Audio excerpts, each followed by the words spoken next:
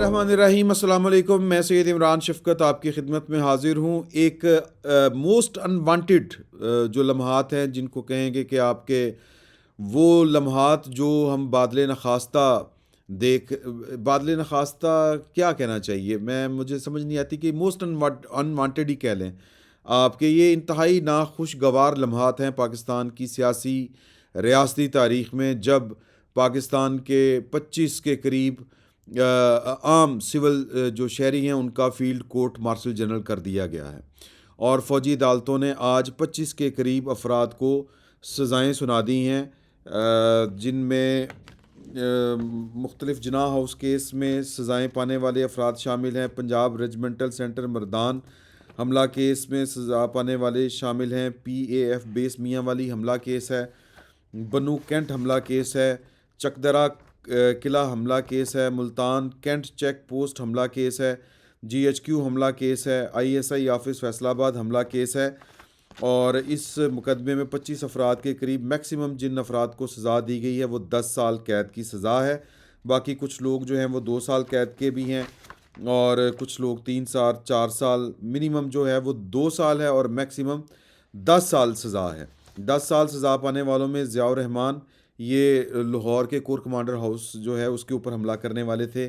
جان محمد خان، محمد عمران یہ 10 سال ہیں، علی شان 10 سال ہیں، داؤد خان 10 سال ہیں، محمد حاشر 6 سال ہیں، محمد عاشق 4 سال ہیں، محمد بلاول 2 سال ہیں، شاکر اللہ 10 سال ہیں۔ انہوں نے پنجاب ریجمنٹل سینٹر مردان پر حملہ کیا تھا۔ رحمت اللہ نے 10 سال سزا پائی، عدنان نے بھی 10 سال سزا پائی، یاسر نواز نے 2 سال، سعید عالم نے 2 سال۔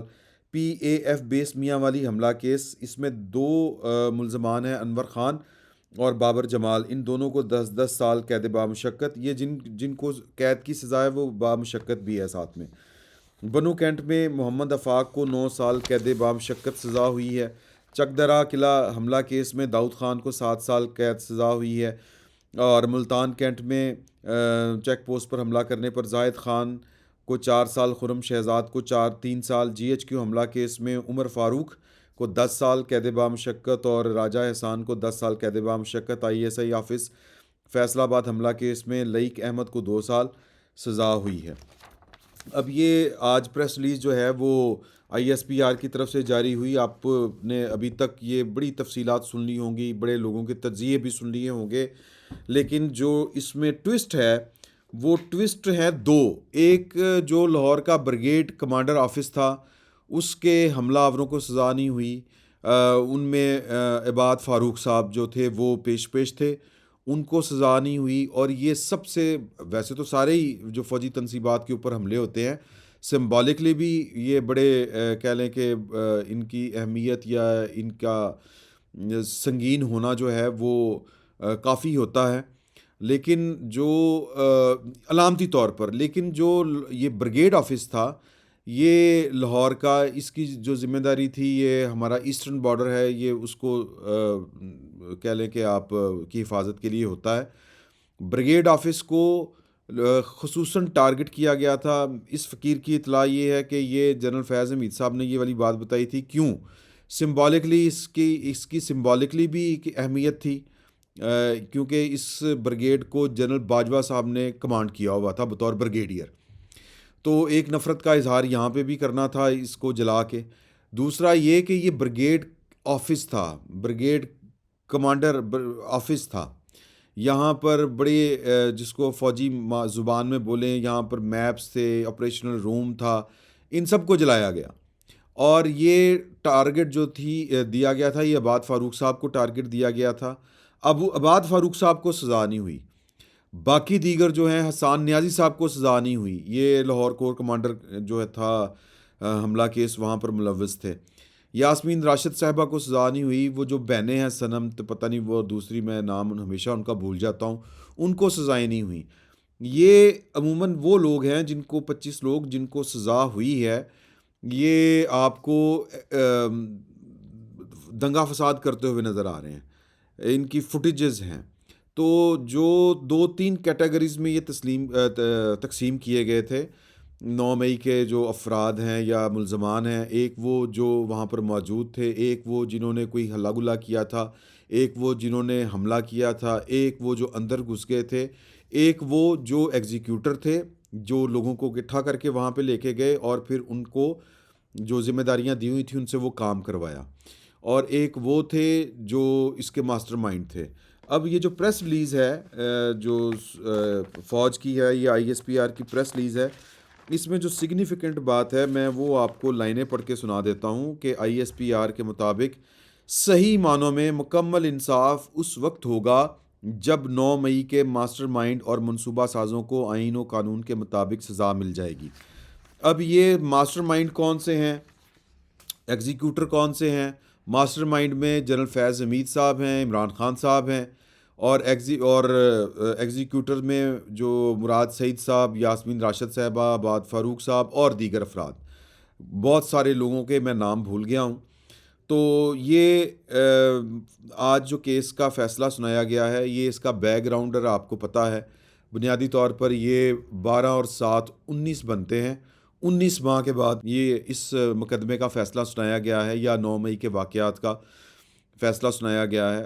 9 مئی کے ملزمان جو تھے وہ تقریباً 9 کی رات کو 11-12 سے آنورڈ جو تھے، یعنی کہ اگلے ایک ہفتے میں تمام کے تمام افراد جو تھے وہ شناخت کر کے نادرا کے ذریعے گرفتار کر لیے گئے تھے، اور پھر یہ پہلے ہمارے جو سول ادارے ہیں ان کی تحویل میں رہے کچھ عرصہ۔ اس دوران جو اسٹیشن کمانڈنگ آفیسرز ہیں ان کی درخواست کے اوپر ان کو فوجی تحویل میں دیا گیا، اور پھر ان کا معاملہ جو تھا وہ سپریم کورٹ میں چیلنج کیا گیا۔ سپریم کورٹ نے ان جو افراد ہیں ان کا معاملہ اس کے اوپر سٹے کر دیا تھا ابتدائی دنوں میں۔ اگر آپ کو یاد ہو، جو فل کورٹ تھا سپریم کورٹ کا، پہلے تو معاملہ ہی کچھ اور ہو گیا تھا نا، کہ جو بندیال صاحب کی قیادت میں بینچ تھا اس نے تو آرمی ایکٹ کی متعلقہ دفعات کو ہی ختم کر دیا تھا۔ پھر حکومت اپیل میں گئی اور حکومت نے اپیل کو سماعت کے لیے منظور کرتے ہوئے وفاقی حکومت کو یہ اجازت دی کہ عبوری طور کے اوپر، یا ایک آپ سمجھیں کہ عبوری اجازت، کہ وہ گرفتار شدگان جو ملزمان ہیں ان کا ٹرائل تو کر سکتی ہے لیکن فیصلہ نہیں سنا سکتی، کیونکہ معاملہ جو زیر غور تھا سپریم کورٹ میں وہ یہ تھا کہ ایک عام پاکستانی کا ٹرائل یا اس کا ایک عام پاکستانی کا کورٹ مارشل کس طرح ممکن ہے۔ کورٹ مارشل صرف ان افراد کا ہوتا ہے جو فوج کے ساتھ جڑے ہوئے ہوں، فوج کے ڈسپلن میں ہوں، فوج کے ملازمین ہوں، فوجی افسران ہوں یا فوجی سپاہی ہوں، جن کو رینک اینڈ فائل کہتے ہیں۔ تو عام شہری کا آرمی ایکٹ سے کوئی تعلق بنتا نہیں ہے۔ اب اس کے اوپر مختلف قسم کے آرگومنٹس ہیں، اور میں ظاہر ہے کہ یہ وقت وہ ان آرگومنٹس کو ڈسکس کرنے والا نہیں ہے، لیکن ایک موٹی سی بات یہ ہے کہ اگر کسی فوجی افسر کے ساتھ کلائمنس کر کے کوئی شخص جو ہے وہ فوجی معاملات میں مداخلت کرتا ہے مجرمانہ، یا جس کو کہیں گے کہ کرمنل offense کرتا ہے کوئی، تو اس کا فوجی ٹرائل ہوگا اس فوجی افسر کے ساتھ۔ اب یہ سپریم کورٹ نے فیصلہ کرنا ہے بنیادی کیس کا، بنیادی اپیل کا، وہ کب کرتی ہے کب نہیں کرتی۔ فی الوقت پچھلا ہفتہ ہے غالباً کہ سپریم کورٹ کے آئینی بینچ نے جو حکومت کی اپیل جو وہ زیر سماعت ہے جس کے روبرو، اس نے حکومت کو یہ اجازت دے دی فوج کو کہ جو فیصلے آپ نے محفوظ کر رکھے ہیں وہ مشروط طور پر سنا دیے جائیں، وہ فیصلے یا جو سزائیں آپ نے دینی ہیں وہ سنا دیں، لیکن ان فیصلوں کا پر عمل درآمد جو ہے وہ سپریم کورٹ کے بنیادی حکم کے اوپر، یا جو فائنل حکم ہوگا اس کے ساتھ ان کی تقدیر جڑی ہوئی ہے۔ فرض کریں کہ اگر سپریم کورٹ کہتی ہے کہ عام شہریوں کا مقدمہ کسی فوجی عدالت میں نہیں چل سکتا، یا عام شہری کا کورٹ مارشل نہیں ہو سکتا، وہ اس نے کوئی فوجی تنصیبات کے اوپر حملہ کیا ہو نہ کیا ہو، اس نے کوئی ساز باز کسی فوجی افسر کے ساتھ مل کے کی ہو یا نہ کی ہو، دونوں صورتوں میں یہ یعنی کسی شہری کا، عام پاکستانی کا مقدمہ فوجی عدالت میں نہیں چل سکتا۔ اگر یہ سپریم کورٹ قرار دے دیتی ہے، فیصلہ دے دیتی ہے، تو پھر سمپل از دیٹ کہ یہ جو سزائیں ہیں یہ ردی کی ٹوکری میں چلی جائیں گی اور ان کا کوئی امپیکٹ نہیں ہوگا. ان کے خلاف مقدمات جو ہیں وہ عام سول عدالتوں میں چلیں گے. اگر آپ مجھ سے پوچھیں بطور ایک عام شہری کے، تو فوجی عدالتوں میں کیس نہیں چلنا چاہیے. فوجی عدالتوں میں فوجیوں کا کیس چلنا چاہیے، اور فوجی عدالتوں میں اتنی سخت سزائیں ویسے بھی نہیں ہیں جتنی انسداد دہشت گردی کی عدالتوں میں سزائیں سخت ہیں. تو میں آپ کو یہ فقیر آپ کو پچھلے کچھ میرا خیال ہے کہ 1.5-2 ماہ سے نومبر سے یہ آپ کے حضور گزارش کر رہا ہے. میرا خیال ہے کہ پہلی دفعہ میں نے آسمہ شرازی صاحبہ کے شو میں یہ کلیم کیا تھا کہ میری خبر یہ ہے کہ عمران خان صاحب کا مقدمہ فوجی عدالت میں نہیں چلے گا، اور نومبر دسمبر میں جنرل فیض حمید صاحب کے بارے میں بھی کوئی نہ کوئی فیصلہ ہمیں سننے کو مل جائے گا. تو یہ آنے والے جو چند دن ہیں، یا یوں کہہ لیں کہ یہ جو دسمبر ہے، اس میں آپ کو جنرل فیض حمید صاحب کا بھی کوئی نہ کوئی مقدمہ جو ہے، چونکہ وہاں پر ان کے اوپر جب سے تفتیش شروع ہوئی ہے کئی مقدمات جو ہیں وہ بننا شروع ہو گئے ہیں، معاملات سامنے آنا شروع ہو گئے ہیں. تو یہ یعنی یہ بھی ہونے والا ہے آنے والے چند دنوں میں. تو نکتہ جو میں گزارش یہ کر رہا تھا کہ میرے خیال میں تو عام شہری کا مقدمہ جو ہے وہ فوجی عدالت میں نہیں چلنا چاہیے، لیکن یہ فیصلہ ظاہر ہے کہ ہم نے ٹی وی کی اسکرینوں کے اوپر، سوشل میڈیا کے اوپر بیٹھ کے نہیں کرنا، یہ پاکستان کی سپریم کورٹ نے کرنا ہے. وہ جو فیصلہ کریں گے وہ ہوگا. اب ان جو افراد ہیں ان کے پاس اپیل کا حق نہیں ہے، اور پریشانی والی تب بھی کوئی بات نہیں ہے. اگر اپیل کا حق نہیں ہے تو آئین پاکستان نے ان جیسے معاملات میں جہاں پر کسی بھی شہری کے پاس داد رسی کا کوئی فورم نہ بچے، تو اس کے پاس آئین کا آرٹیکل 199 ان کو براہ راست ہائی کورٹ میں جانے کا اختیار دیتا ہے کہ وہ رٹ جورسڈکشن میں جو اپنے بنیادی حقوق ہیں ان کے تحت کسی بھی متعلقہ ہائی کورٹ میں اس فیصلوں کو چیلنج کر دیں. تو جو جسٹس وقار سیٹھ نے جنرل جاوید اقبال کیس میں یہ اپ ہولڈ کیا تھا کہ 199 کے تحت ہائی کورٹ اور ہائی کورٹ کے بعد سپریم کورٹ جو ہے وہ فوجی عدالتوں سے سزا پانے والے افراد کا مقدمہ یا اپیلیں آپ نہیں کہہ سکتے اس کو ٹیکنیکلی، مقدمات آپ کہہ لیں یا درخواستیں آپ کہہ لیں، ان کا وہ فیصلہ سن سکتے ہیں. اور چونکہ ہائی کورٹ اور سپریم کورٹ پاکستان کی اعلیٰ عدلیہ ہے، اور اعلیٰ عدلیہ جو ہے وہ اس کا فیصلہ حتمی ہوتا ہے انٹل انلیس کہ ان کے فیصلے جو ہیں وہ پولیٹیکل نہ ہوں. ان کے فیصلے جسٹس ثاقب نثار، جسٹس بدیال صاحب جیسے نہ ہوں، جسٹس شہزاد گھیبا جیسے نہ ہوں، جسٹس منیر جیسے نہ ہوں، اور وہ پولیٹیکلی موٹیویٹڈ نہ ہوں.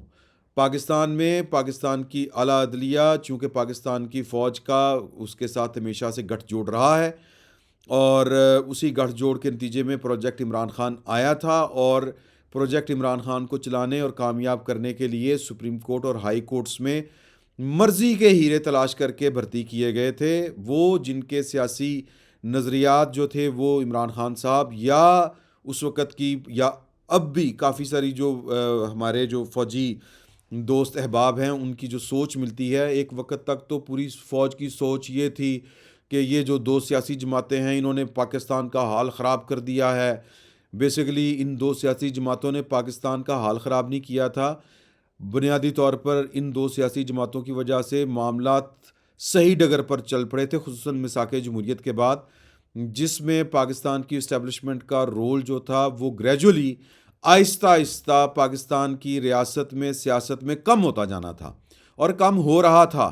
جنرل پرویز مشرف صاحب ماشاء اللہ لگانے کے باوجود یہ رول کم نہیں کر پائے تھے، لیکن جنرل پرویز مشرف کی باقیات نے یہ سوچا سمجھا. دیکھیں نا کیا حسرتناک انجام تھا جنرل پرویز مشرف کا کہ جس نے دو پارٹیوں کو پاکستان کی سیاست سے باہر نکال دیا، انہی دو پارٹیوں کے ساتھ پھر جنرل پرویز مشرف صاحب کو معاملہ کر کے اپنا اقتدار بچانا پڑا یا اقتدار کو طول دینا پڑا.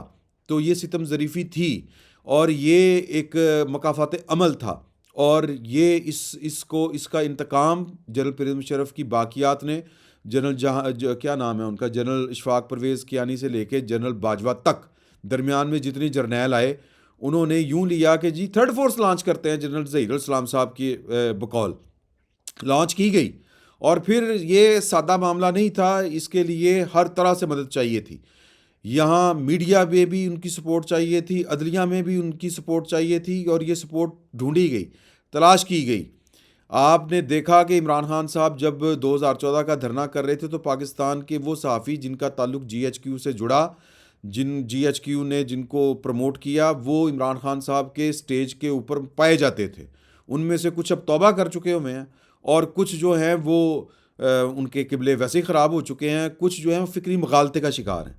پاکستان کی فوج جو ہے وہ چاہتی ہے، اور ظاہر ہے کہ ان کو یہ اندازہ ہے کہ یہ پروجیکٹ عمران خان پاکستان کا بیڑا غرق کر گیا ہے، اور اس کے ہر حوالے سے، یعنی فکری اعتبار سے، انتظامی اعتبار سے، سیاسی اعتبار سے اس کا نقصان ہوا تھا، اور وہ اس کو ڈسمینٹل کرنا چاہ رہے تھے، اور اس کا کریڈٹ اور یا ڈس کریڈٹ آپ نے جو دونوں دینے ہیں، وہ آپ کو جو ہے وہ عمران خان صاحب کو کیا دینے ہیں، وہ اور بات ہو جائے گی۔ میں کہتا ہوں کہ ان سارے کا جو اس وقت آپ کو پاکستان کی فوج جو ہے وہ پروجیکٹ عمران خان ڈسمینٹل کرتی نظر آ رہی ہے، اس کا جو سارا قصور ہے وہ یا تو عمران خان صاحب کے کندھوں کے اوپر ہے، یا پھر نواز شریف صاحب کے کندھوں کے اوپر ہے۔ عمران خان صاحب کا اس لیے کہ انہوں نے کہا ہے کہ میں نے سیاستدانوں کے ساتھ نہیں بیٹھنا، میں نے فوجیوں کے ساتھ ہی بیٹھنا ہے، انہی کے ساتھ ڈیل کرنی ہے، اور انہی کے ساتھ اپنے معاملات سیٹ کر کے دوبارہ اقتدار میں آنا ہے۔ نواز شریف صاحب کا اس لیے کہ انہوں نے عمران خان صاحب کا سیاپا خود سمیٹنے کی بجائے، ان کا کوئی سیاسی حل نکالنے کی بجائے، فوج کو کہا کہ یہ آپ ہی تحفہ لے کے آئے تھے، آپ ہی اس کو ٹھیک کریں، آپ ہی اس کو ڈسمینٹل کریں۔ فوج ڈسمینٹل کر رہی ہے، اگر ڈسمینٹل کر رہی تھی تو پھر عمران خان صاحب کو کوئی سیاسی حل ڈھونڈنا چاہیے تھا، نہیں ڈھونڈا، اور اگر فوج ڈسمینٹل کر رہی ہے تو اس کا سیاسی جو بگاڑ پیدا ہوگا، ریاستی بگاڑ جو پیدا ہوگا ریاستی سطح کے اوپر، اس کے ذمہ دار نواز شریف صاحب ہوں گے، سمپل از دیٹ۔ لیکن معاملہ چل رہا ہے۔ تو اب آ جائیں اس معاملے کے اوپر کہ یہ جو چیزیں ہوئیں یہ اب آ کے کیوں ہوئیں؟ اس لیے ہوئیں کہ 26ویں آئینی ترمیم کے بعد جو پاکستان کی اعلیٰ عدلیہ میں عمران خان پروجیکٹ کے جو ہرکارے بیٹھے ہوئے تھے، ان کو نتھ پڑی ہے، ان کو جو کہتے ہیں کینڈے میں کیا گیا ہے، سادہ الفاظ میں ان کو کنٹرول کیا گیا ہے، کالرڈ جس کو کہتے ہیں، وہ اس کا اردو ترجمہ بڑا خوفناک ہوتا ہے کالرڈ کا، کہ پٹا ڈالا گیا ہے، ان کو لگام ڈالی گئی ہے ان کو، اور اس کے بعد چیزیں جا کے سموتھ ہونا شروع ہوئی ہیں۔ یہ پروجیکٹ عمران خان والا جو، میں اس کو فتنہ تو خیر زیادتی ہوگی کہنا، لیکن اسی طرح کے معاملات ہیں۔ پروجیکٹ عمران خان پاکستان کی فوج کا پھیلایا ہوا فتنہ تھا، اب پاکستان کی فوج وہ فتنہ سمیٹ رہی ہے۔ اب یہ جو لوگ ہیں جن کو سزائیں ہوئی ہیں، یہ تو بیچارے اللہ معاف کرے، یہ ایندھن کہہ لیں یا ٹول کہہ لیں، یا یہ تو جس کو ہم کہیں گے کہ بھٹکے ہوئے لوگ تھے جو بھٹکائے گئے تھے۔ اور یہ کیوں بھٹکائے گئے تھے؟ اگر آپ سارا دیکھیں کہ ایک عفریت جو پاکستان کی فوج نے اپنے مفادات کے لیے پیدا کیا تھا، اس عفریت نے پاکستان کی فوج کے سے بغاوت کر دی ایک طرح سے، اور پھر اس نے جس طرح کر کے ماحول کو بنایا، اور جس طرح کر کے اس نے اپنا ایک پولیٹیکل نیریٹو بنایا، لوگوں نے بائی کیا، سمپل از دیٹ۔ اور اس کی بڑی ایک وجہ ہے کہ پاکستان کی ریاست عام پاکستانیوں کو وہ کچھ نہیں دے پائی جس کے وہ حقدار ہیں، تو لہٰذا جو غصہ ہے لوگوں کا وہ پاکستان کی ریاست کے اوپر بھی ہے، پاکستان کے ریاستی اداروں کے اوپر بھی ہے، اور اس سسٹم کے اوپر ہے جو 75 سال سے لوگوں کو ان کا حق نہیں دے رہا۔ تو یہ پیچیدہ معاملہ ہے۔ تو نکتہ یہ ہے کہ یہ جو لوگ جنہوں نے سزائیں پائی ہیں، میرے خیال میں یہ ان کا اتنا قصور نہیں تھا، ان کو استعمال کرنے والوں کا قصور تھا۔ ان کو استعمال کس نے کیا؟ عمران خان صاحب نے۔ عمران خان صاحب کو کون استعمال کر رہا تھا؟ پاکستان کی اسٹیبلشمنٹ استعمال کر رہی تھی۔ اب اگر پاکستان کی اسٹیبلشمنٹ نے یہ جن مراحل سے وہ گزر رہی ہے، اگر اب بھی کچھ نہیں سیکھنا تو پھر کبھی کچھ نہیں سیکھنا۔ اگر پاکستان کی سیاسی قیادت نے ان حالات سے کچھ نہیں سیکھنا تو پھر آگے بھی کچھ نہیں سیکھنا۔ اللہ ہمارے حالوں پہ رحم فرمائے۔ آخری بات جو میں آپ سے کرنا چاہ رہا ہوں کہ یہ سزائیں کس دن ہوئی ہیں، کس دن اناؤنس ہوئی ہے؟ آج کون سی تاریخ ہے؟ 21۔ اور عمران خان صاحب نے کل کی ڈیڈ لائن دی ہوئی ہے کہ میرے ساتھ مذاکرات کریں، ورنہ میں نے جو ہے وہ سول نافرمانی شروع کر دینی ہے۔ ISPR کی پریس ریلیز بنیادی طور پر یہ اعلان ہے کہ آپ سول نافرمانی شروع کریں۔ میں نے کل بھی آپ سے گزارش کی تھی کہ بہت سے لوگ جو ہیں وہ چاہ رہے ہیں کہ عمران خان صاحب سول نافرمانی والی غلطی کریں، اور سول نافرمانی والی غلطی جو ہے وہ عمران خان صاحب کی سیاست میں آخری کیل، ان کی سیاست کے تابوت میں آخری کیل ثابت ہوگا۔ تو یہ جو تھے نا جی اخی میرے مذاکرات کرنے ہیں، میں ڈیڈ لائن دے رہا ہوں، میں یہ کر رہا ہوں، میں وہ کر رہا ہوں، اس کا سادہ سا مطلب یہ ہے اس پریس ریلیز کا کہ تم نے جو کرنا ہے کرو، ہم نے تو جو کرنا ہے وہی کریں گے۔ نو مرسی، نو ریٹریٹ، نو سرنڈر، نہ دوستی، نہ صلح، نہ مذاکرات، اگے ٹاڈی مرضی۔ فی الوقت اتنا ہی، بہت بہت شکریہ۔